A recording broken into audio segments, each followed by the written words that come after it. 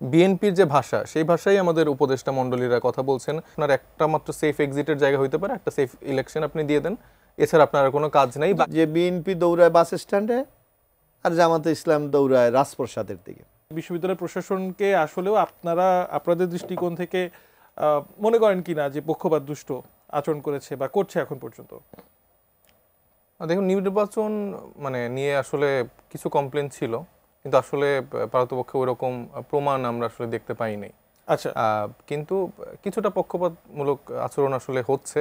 ঠিক আমরা আসলে ধরেন একটু বিপদে পড়ে গেছি, আমরা যারা আসলে তরুণরা আছি, আমাদের তো ধরেন যে লেয়ারটা সেখানে ধরেন 40 ঊর্ধ্ব বা এই এজ গ্রুপটা একটু কম। তো ধরেন শিক্ষক বলেন, তারপরে ব্যুরোক্রেসির জায়গায় বলেন, এই জায়গায় ধরেন আমাদের দলীয় পরিচয়ের লোকজন আসলে নাই, এবং আমরা চাইও না যে আমাদের ভবিষ্যতে হোক। কিন্তু এইখানে ধরেন বিএনপি আর জামাতের মধ্যে যে একটা দ্বন্দ্বের জায়গা তৈরি হয়েছে যে কে কতটুকু প্রভাব বিস্তার করতে পারবে। আমি আসলে চাই না যে আমাদের শিক্ষকদের কোনো দলীয় পরিচয় থাকুক। আমার শিক্ষক আমাদের সবার, আমি যে এনসিপি করি, বিএনপি করি, জামাত করি, তার শিক্ষকের কাছে জানি আমাদের তিন মানুষই জানি সমান হয়।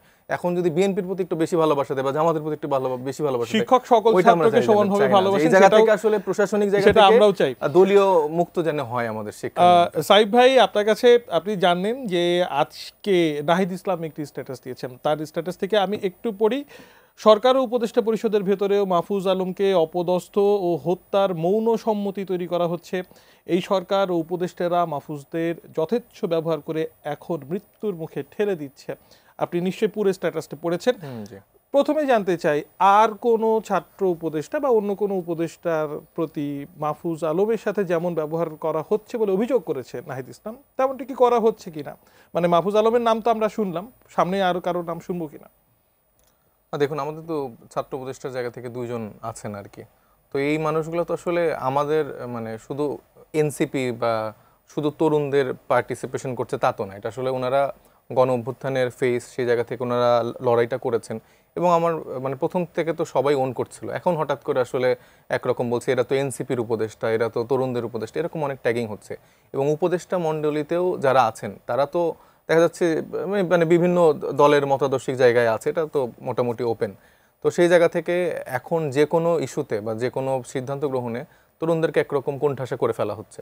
প্রথমে যেই জায়গাটায় আসলে আমাদের এই অভ্যুত্থান পরবর্তী অন্তর্বর্তীকালীন যে সরকার, যেটা লেজিটিমেট বডির লেজিটিমেসিটা দিচ্ছিল এই তরুণরা, সেখানে এখন আস্তে আস্তে যখন একটু সমীকরণগুলো চেঞ্জ হচ্ছে, রাজনীতির জায়গা থেকে আর একটু উন্মুক্ত পরিসরে বিএনপির সাথে তাদের একরকম আন্ডারস্ট্যান্ডিং ডেভেলপ করছে, সেখান থেকে তারা দেখা যাচ্ছে যে এই তরুণদেরকে একটা সাইড করে ফেলতে আছে, এরা ইয়াং, এদের অল্প বয়স। আপনি কি বলতে যাচ্ছেন অন্তর্বর্তীকালীন সরকার তাহলে বিএনপির দিকে ঝুঁকে যাচ্ছে?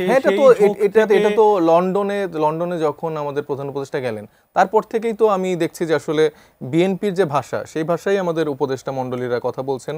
এটা ঘোষণাপত্র বলেন, সব জায়গায় আমি দেখছি যে বিএনপির লিখিত টোনটাই, বিএনপি তাদেরকে একরকম ফিল করানো চেষ্টা করছে। আপনি দেখছেন যে বিভিন্ন রকম আন্দোলন সংগ্রাম বলেন, তাকে ফিল করাইছে যে তুমি যদি এখন এটা ফলো না করো, স্পেশালি আমার যেটা মনে হয় যে আমাদের যে প্রধান উপদেষ্টা যিনি আছেন স্যারকে এরকম ফিল করানো হয়েছে যে আপনার একটা মাত্র সেফ এক্সিটের জায়গা হইতে পারে, একটা সেফ ইলেকশন আপনি দিয়ে দেন, এছাড়া আপনার কোনো কাজ নেই, বাকিটা আমরা এসে দেখব। রাজনৈতিক দলগুলো বা রাজনৈতিক নেতারা তাদের নিজেদের স্বার্থে যে কাউকে যে কোনো ভাবে প্রভাবিত করার চেষ্টা করবেন, এটাই খুব স্বাভাবিক। এটা দেখে না, এটা তো ঠিক না। এই অভ্যুত্থান পরবর্তী সময়ে কোনো রাজনৈতিক দলের নিজের ব্যক্তি স্বার্থ বা দলের স্বার্থের থেকেও মানুষের স্বার্থটা আগে ছিল। ধরেন সেটা ব্যাখ্যাটা ভিন্ন হতে পারে, হয়তোবা আপনার কাছে যেটা ব্যক্তি স্বার্থ মনে হচ্ছে বিএনপির কাছে সেটা দেশের স্বার্থ মনে হতে পারে, কিন্তু আমি বলছি যে স্বার্থের দিক থেকে প্রভাবিত করতেই পারেন। কিন্তু আমি প্রভাবিত হচ্ছি কেন? আমি সেই প্রভাবিত হব কি হব না সেই ইন্টিগ্রিটি কি আমার নেই? আপনারা তো নিয়ে আসলেন দেখে শুনে। একজন মানুষকে পুরো সিস্টেমকে সেই ইন্টিগ্রিটি জায়গাটা চেঞ্জ করে ফেলতে পারবে? অর্থাৎ শুধুমাত্র সরকার প্রধান, একজন সরকার প্রধান দিয়ে তো আপনার দেশ চলছে না। আপনার পুরো সিস্টেমেটিক জায়গাতে, ব্যুরোক্রেটিক জায়গাতে ফাংশন করতে হলে তো অনেকগুলো মানুষের সমন্বয় করতে হয়।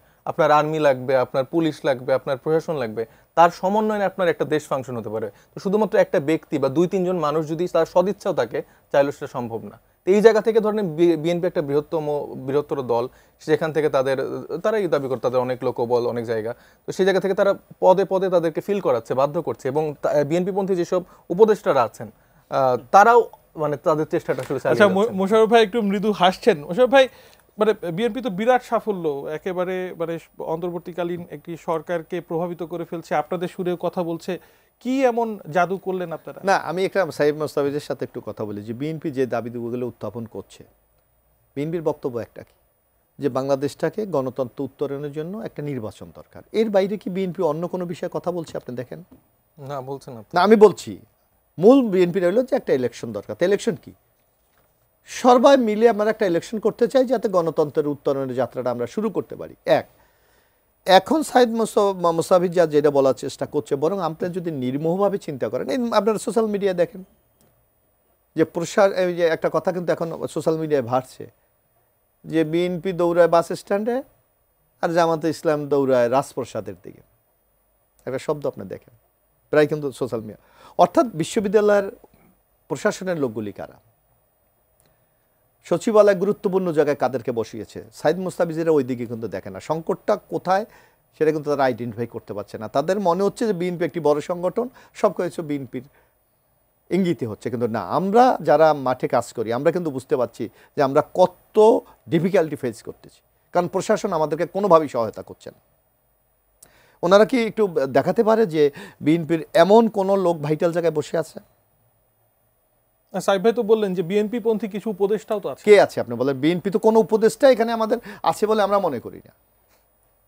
আমরা তো বরং আমাদের প্রতিটি কাজে যে প্রতিবন্ধকতা তৈরি হচ্ছে, যে যারা যোগ্যতা থাকা সত্ত্বেও বিএনপির লোক অনেক জায়গায় পাচ্ছে না, এরকম বহু ঘটনা। আমি সম্মানের সাথে বলছি, মির্জা ফখরুল ইসলাম আলমগীরের ড্রয়িং রুমে যে মানুষগুলো আছেন ওনারা আর সেটা একজনের সাথে আমি একটু কথা বলি। সাইদ মুস্তাফিজ, আমরা যখন ছাত্র রাজনীতি করতাম, ছাত্রলীগ আমাদের প্রতিদ্বন্দ্বী সংগঠন ছিল না, কিন্তু ব্যক্তিগত সাথে অনেকের সাথে তো আমাদের বন্ধুত্ব ছিল, একসাথে চলতাম, খাইতাম, আড্ডা দিতাম। তার অর্থ আমি আমার আইডিওলজি চেঞ্জ করে ফেলেছি, তার অর্থ আমি আমার বিশ্বাসটাকে চেঞ্জ করে ফেলেছি? নো, এটা না।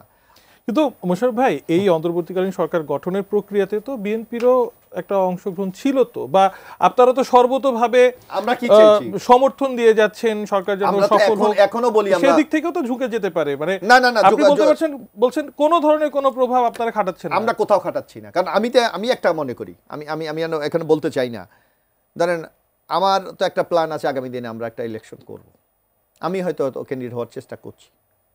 আমার তো কোনো জায়গাতে আমি তো আমার এলাকায় কাজ করছি, তো প্রতিনিয়ত আমার তো সেখান থেকে একটা সহযোগিতা পাওয়া দরকার। কতটুকু পাই আমি প্রকাশ্যে বলতে চাই না, আমি এই কথাটুকু বলতে চাই। তাইলে এরা কারা? এরা কোথা থেকে আসছে? এখন আমি একটা কথা জিজ্ঞেস করতে চাই, উনি এই কথাটা বলে না যে বিএনপির লোক। এই যে মানে 5 তারিখের পর যে প্রায় কত 43 জন না, মানে আপনি কি বলছেন যে জামাতের লোক বসে আছে এরকম? আমি তো নাম বলতে চাই। আমি আমার নিজের এলাকার কথা বলি, সিরাজগঞ্জ। সেখানকার ডিসি অফিস, আপনাদের পরিচিত ভাই ব্রাদারই, আমি নাম অফিশিয়ালি বলতেছি না, বিএনপির একটা আড্ডাখান হয়ে গেছে। না, এটা ঠিক না। আমি একটা কথা বলি যে এই যে 64 জেলার ডিসি দেওয়া হয়েছে, আপনার নিশ্চয় মনে আছে, পত্রপত্রিকায় একবার ক্যাটাগরি দেখিয়েছে 39 জন বিগত ফেসিস্ট সরকারের সুবিধাভোগী। 39 জন। তাহলে আপনি এদেরকে কেন দিলেন? অর্থাৎ এদেরকে ধমক দিয়ে আপনি কাজ করাতে পারবেন, অথবা ভয়ে আপনার সকল কাজ এরা করে দেবে তার জন্য?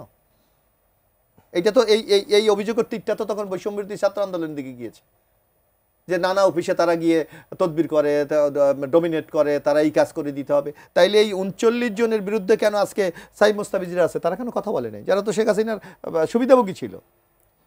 তাহলে বিএনপির লোক কোথায় দেখান? জাতীয়তাবাদী ছাত্র দল থেকে অথবা বিএনপির আদর্শ বিশ্বাস করে প্রশাসন অনেক লোক আছে, তারা কয়জন কোথায় বসছে আপনি দেখেন।